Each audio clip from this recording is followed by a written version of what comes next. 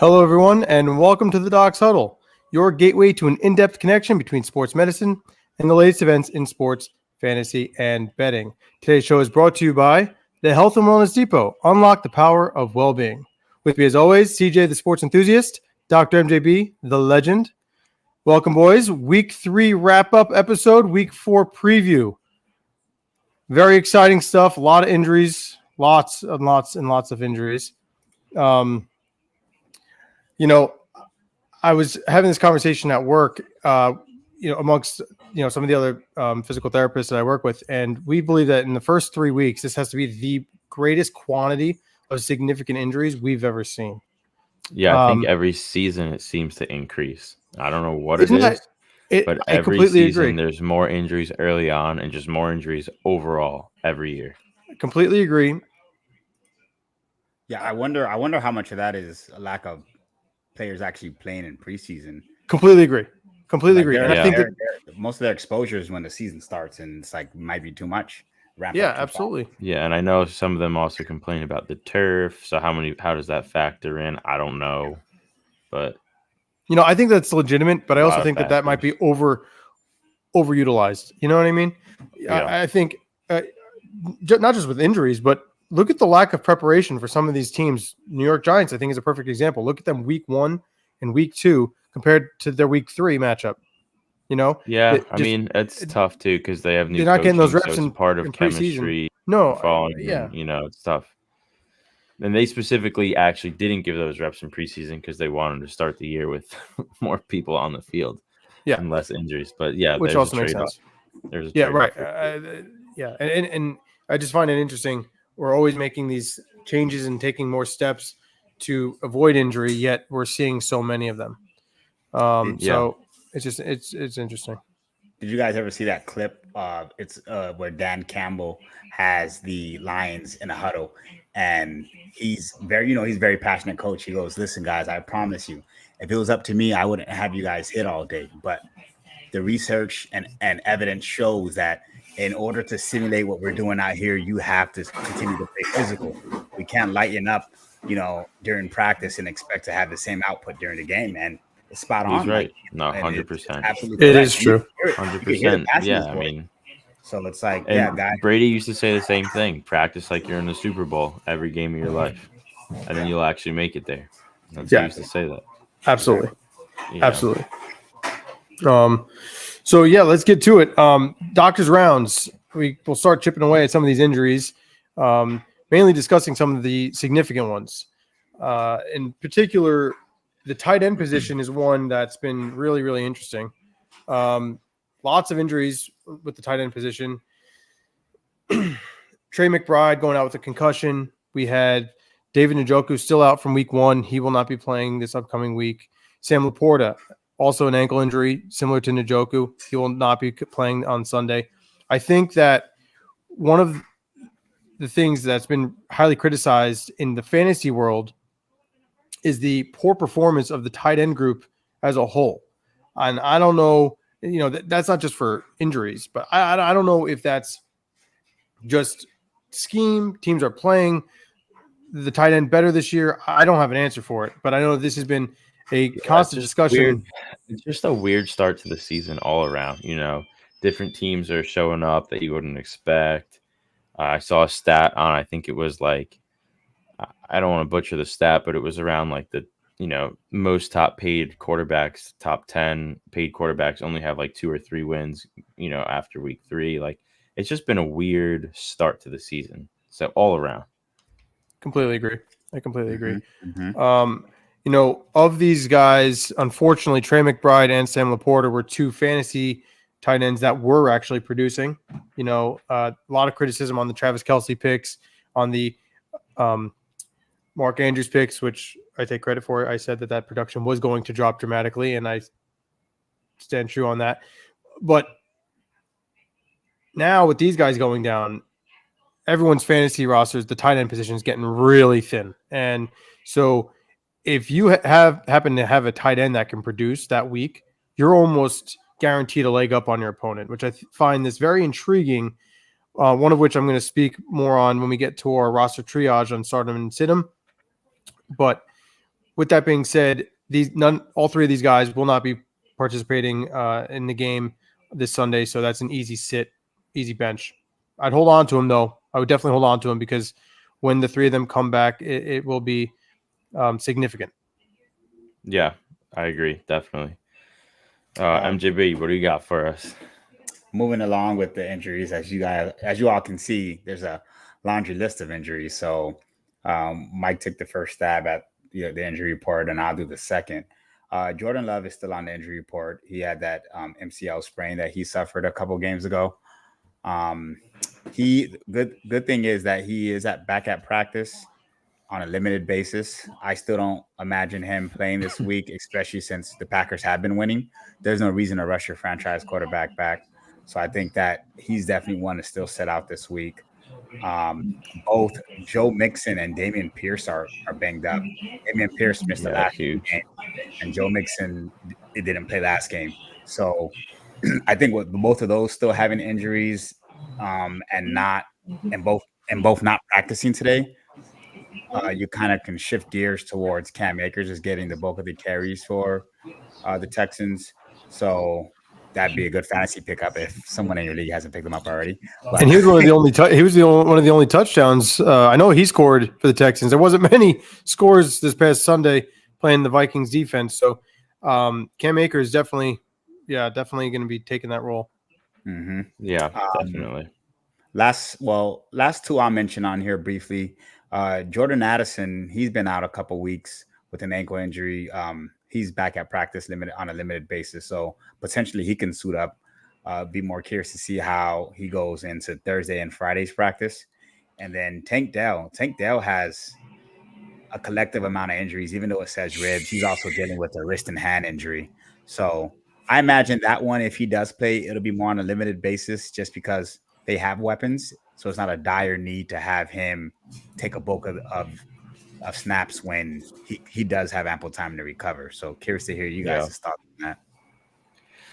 Yeah, I mean, I think that they should get more production in terms of the Houston wide receivers, just them being a little thin at running back.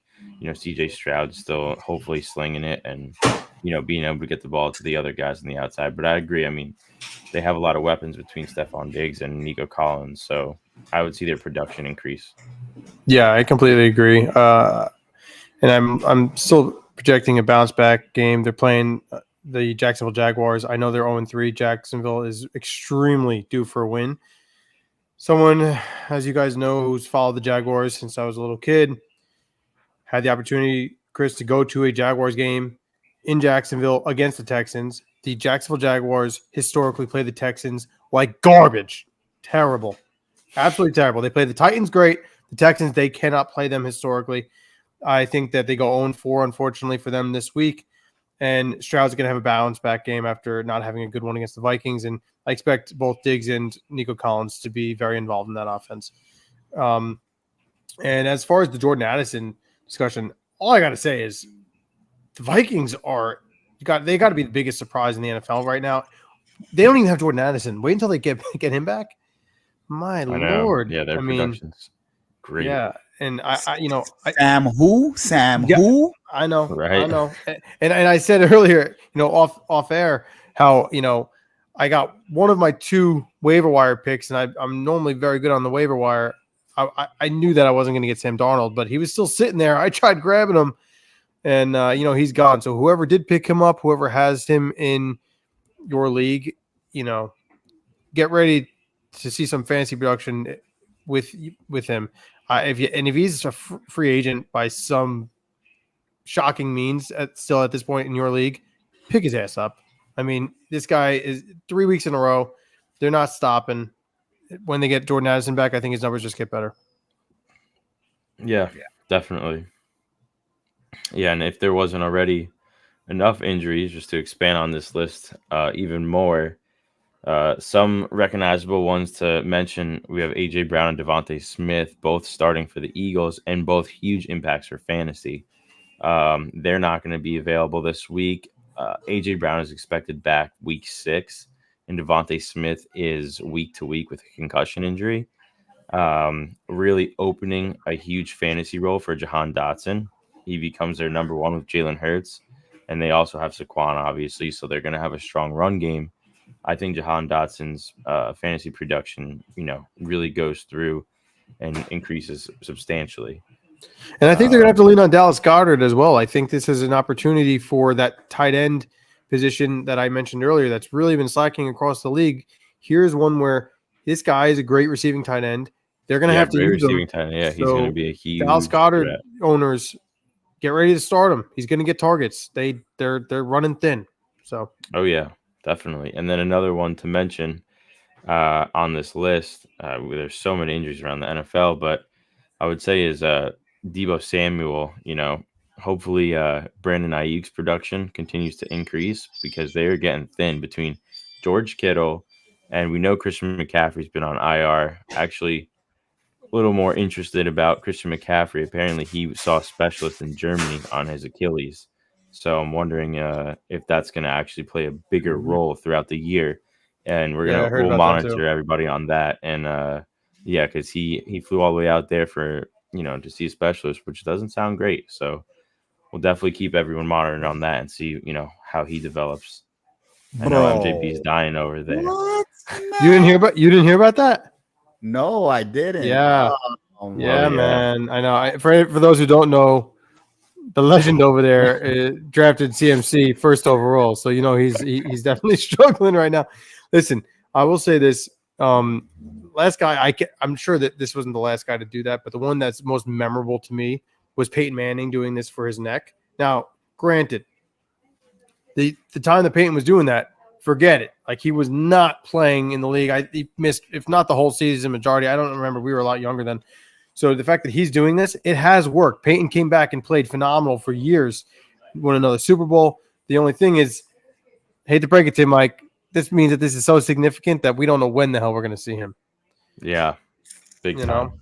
And going off of what you said, Chris, I find very interesting. And I was thinking about this. Brandon Ayuk.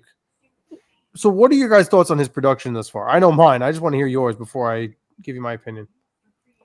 I mean, if I'm not mistaken, I don't think his production has been what we would have expected. It's lacking substantially, but considering that contract, it's lacking substantially. And that holdout and all the injuries, like, you're supposed to be that's the guy. what I'm saying. You're the guy. I'm hoping that he starts bouncing back because Brock Purdy's doing well, and I mean he is the clear number one that should be producing right now. So it's his time to shine.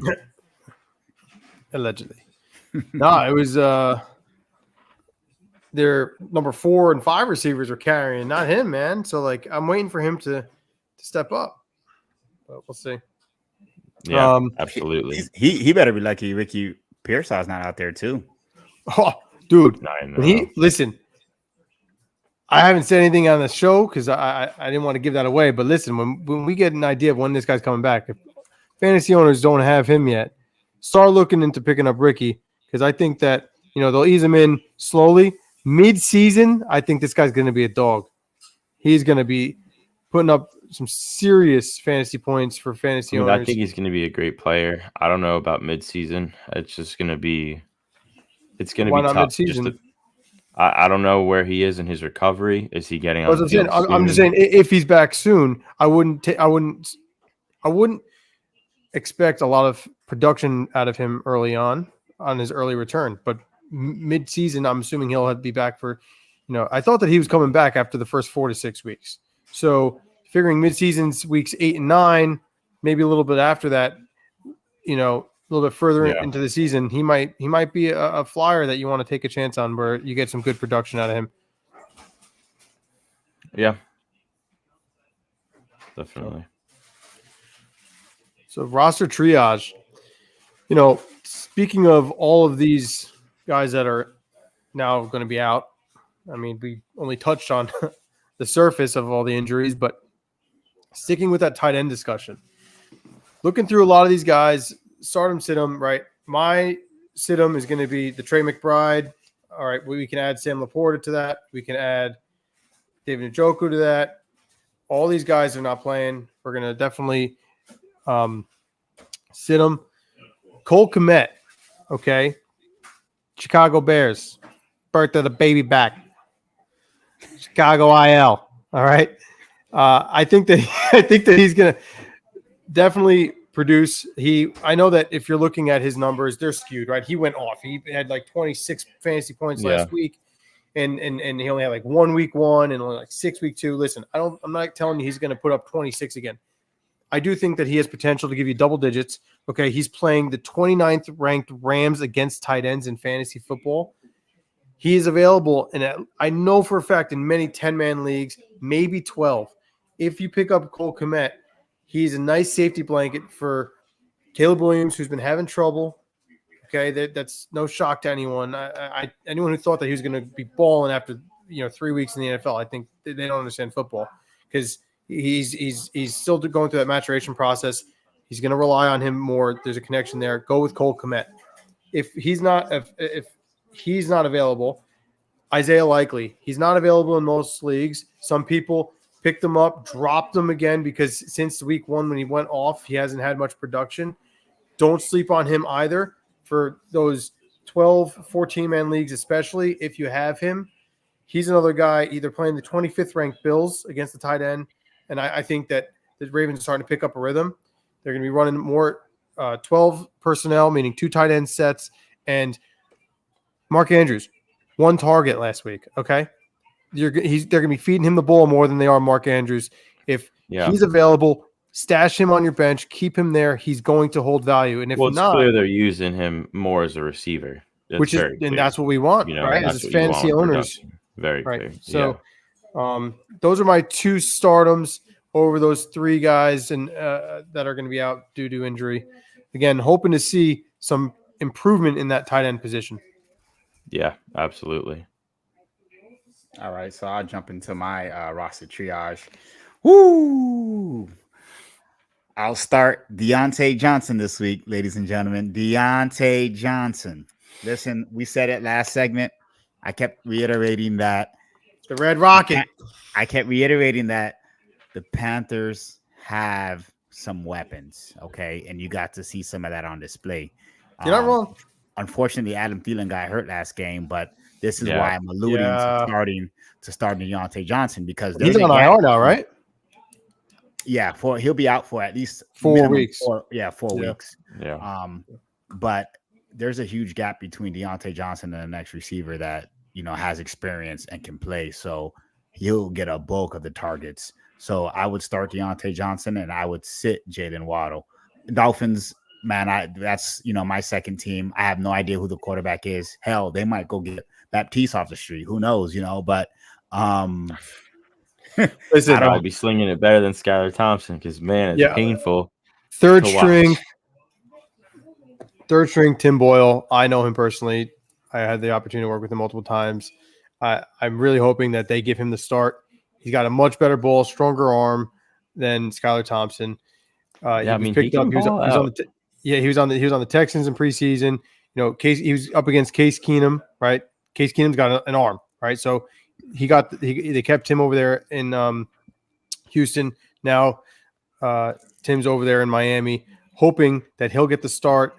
Maybe we'll see a little bit more production, but I do love this because until we see it from a fantasy perspective, Tyreek and Jalen are absolutely suspect. I would not start either of them, and I know it's impossible to say that for Tyreek Hill owners, Christopher, but I just don't see the production being there. But yeah, I know, but I just don't see the production happening.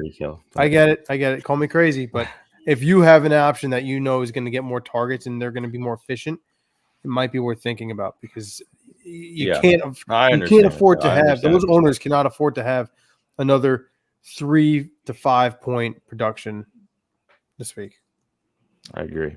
So I love it. Just for all our viewers out there, we don't show each other our roster triage before we bring up the next one. So believe it or not, you'll only find this here. 2 Panthers players being recommended. That's crazy.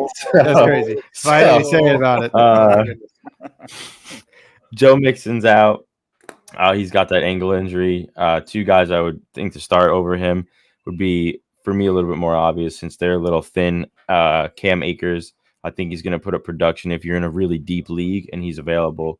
But if Chuba Hubbard is available or you have him, he's going to be a great start. He's starting to get a lot more production. So that's definitely where I would think to try and target, at least for fantasy and running back. Yeah, I definitely like that. I think it's another good one.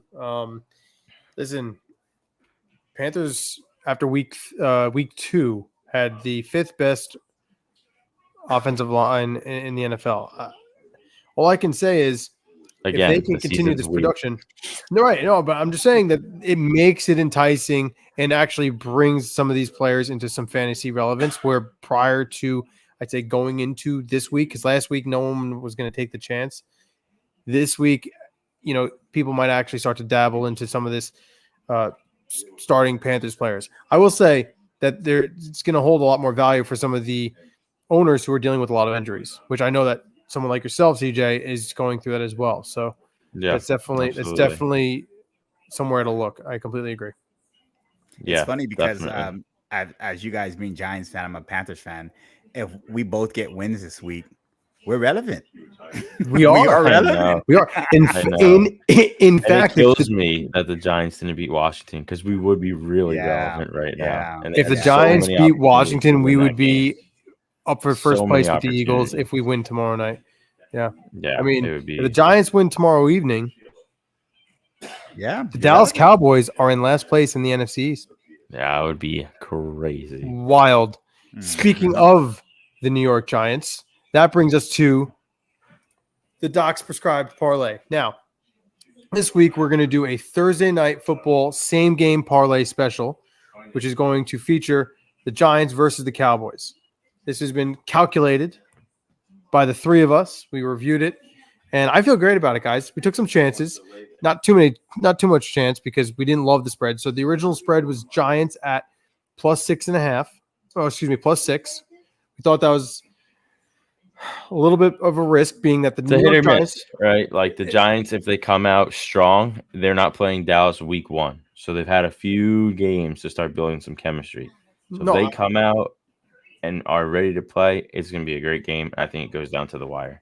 I agree, and I think that is what's going to happen. However, knowing that the New York Giants have not beaten the Dallas Cowboys since 2016 with Eli Manning, and since Dak Prescott was a rookie, and the New York Giants have not won a Thursday night football game since 2015 with Eli Manning as their starting quarterback, I'm a little weary. So as a result, we decided to take an all Giants fan spots. Listen, I will be there tomorrow night. We are going to be rooting for them. All I have to say is we took the alternate spread just to play it safe. So let's pull that Doc's parlay up. We took the Giants alternate spread at +10. Okay. Which I think is going to be a much safer bet than the +6. I think that they're going to keep it relevant, but God forbid that we have an issue. We got ourselves a little bit of a cushion. Next, we have Malik Neighbors, 60+ receiving. I think that with the amount of targets that he's been getting, I am very big on the over for receptions. However, they've increased that to 6.5. I think he gets 6. I think 6 good ones, significant ones. If he goes more than that, even great. I wouldn't take the under, but I think that Vegas got it right, and it's right on the level there. So I went with the receiving. I think he's going to put up at least 60 receiving yards. And if we're going to come anywhere close to the original spread at +6, like you said, CJ, Malik Neighbors needs to score a touchdown. So we have Malik Neighbors at any time touchdown. Yeah. Dak Prescott, 225 passing yards. It'll probably be more. It will probably be more. I don't know, man. I don't know. It's going to be tough. Jaden Daniels couldn't get a touchdown against us. It's going to be interesting. That's true. He's not Dak Prescott. Regular season Dak Prescott knows how to light up the sky, especially against the New York Giants. I hope. Listen, we're taking the 225. We're playing it safe. All right. Then we have CeeDee Lamb, anytime touchdown. That I think is almost a guarantee. What are you going to do? You're going to either double CeeDee Lamb and then run the cover 2 shell, which has not been working very well for the New York Giants, or you're going to bring the blitz, which did work against Deshaun Watson last week, but then you can't double CeeDee Lamb. So what do you do? I think that no matter what, he puts the ball in the end zone at least once against the Giants tomorrow night. That gives us, for a total of +600 odds, $10 wins you 70. Take it. I like it. That's where it's I at. like it. So that is our prescription of the week, which then leads us to the 2-minute drill. All right, last segment of the show. I had a lot of fun doing this last week. I have no idea what games are on. Okay, so we're doing this together, viewers, and I'm gonna just go ahead and give you my predictions. I have 2 minutes. Yep. Yeah. Hold on. I'm setting up the clock for you right now, my friend. So 2-minute drill. We're going to get all the Legends predictions right now. Give me the head nod and you're on the clock. And go. All right, Thursday night football, Cowboys versus Giants. I do like the Giants to cover the spread, but I don't like them to win. So I have Cowboys winning that game. Oh, you're gonna take us. Vikings That's at why Packers. the spread exists. That's an interesting game. Is Sam Darnold Dude, playing? that's crazy game. Yeah, I think he's playing. If Sam I think he's Darnold's playing, give Nah, me the he's Vikings. Yeah, okay. Listen, Malik Willis has played well, but I still don't trust him. Rams versus Bears. Give me the Rams in that one. I think Bears would be better later on in the season, but just not now. Broncos versus Jets. Give me the Jets. Saints. Daniel Hackett, revenge. Revenge game. Oh, yeah. That's Big going to be time. fun. That's fun to watch. True. That That's is. true. Yeah. Yeah. Saints at Falcons. That's going to be a really good game. Very tough. I'm gonna roll with the Saints on that one. I think they bounce back after a tough loss against the Eagles. Give me the Eagles versus the Bucks. Ooh, okay. Give me my Carolina Panthers over the Bengals at home.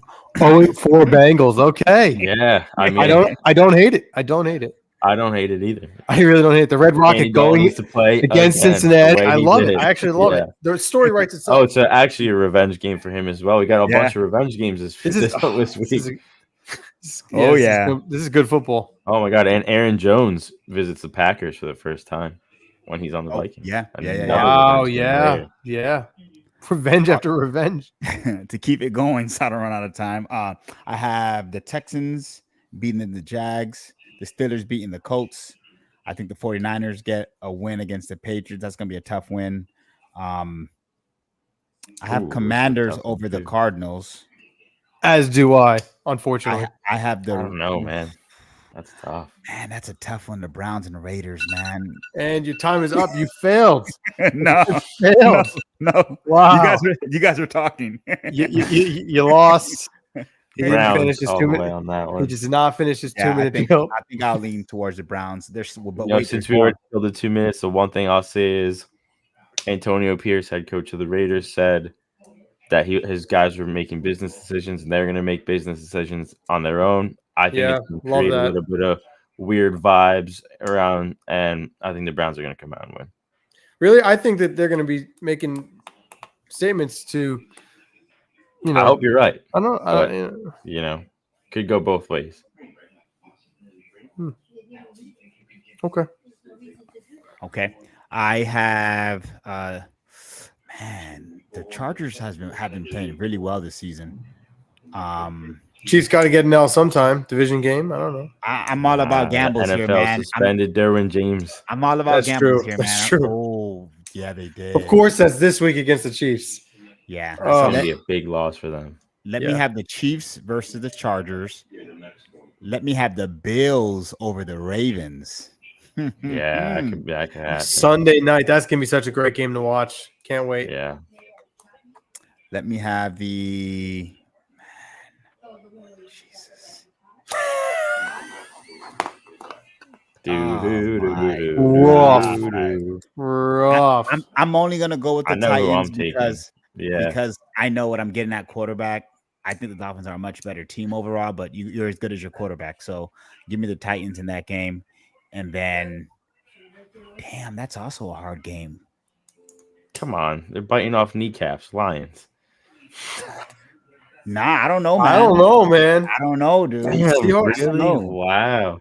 Seahawks are undefeated. Seahawks are undefeated, dude. I'm as shocked as you. I just Yeah. don't understand it. I'm Give me- I'm gonna take the Lions because the Seahawks are away, and it's about time that they get a loss. But I will say this: it's gonna go down to the wire. I think that, unfortunately, I think that and I totally cut you off MJB, and I apologize. I just wanted to say that I think that the Titans Dolphins game, unfortunately, is going to be just like this previous Monday. Bills Jaguars, where the Bills got they just boat rode them, just destroyed the Jaguars. I think unfortunately the Titans are going to look pretty good here, and the Dolphins are just going to have no offense whatsoever. I hope I'm wrong. I am praying that I'm wrong, but until I see it, I won't believe it. Yeah, Yeah, call me I'm with crazy, you on but that. I'm going with the Seahawks on that game. No, I can Mm, see it. I don't think Chris thinks so. Chris is nah, like, I this mean, you guy's- just said, I'm trying to see, I understand the Seahawks position, but they played the Broncos, the Patriots, and the Dolphins without Tua. So this is going to be their hardest matchup. yeah, but momentum can drive you a long way, man. Yeah. Oh, stuff though. I'm going Lions. Going Lions. Well, listen, if they want to keep competing, they better win. Because Yeah. I'll say this, that division, the Packers are finding ways to win without their starting quarterback, and they're staying competitive. The Vikings are arguably right now the best team in the NFC, and the Bears. Well, they're once again the Bears, just with better players. But I will say this: it's not a team you're going to sleep on later on, like Mike said, because they can cause losses here and there. If they want to stay relevant, they can't lose to a team like the Seahawks, who, if they don't win their division, it's either them or the 49ers, right? Someone's going to be taking up a wild card spot later on in the year. So they better start winning. I think this is a bigger game than we're making it out to be. Yeah, for sure. Yeah. Yeah. Well, that wraps it up for the Week 3 recap, the Week 4 preview of the NFL for the Doc's Huddle Show. We want to thank everyone for coming out. Anyone has any questions, please leave comments, and we'll be sure to get back to you. You can also leave comments on our Instagram or message us on our Instagram. Any ideas or thoughts regarding whether you should start or sit players or parlay questions. With that being said, for CJ the Sports Enthusiast, Dr. MJB the Legend, I'm Dr. Mikey B. Thanks for tuning in. Until next week, see ya.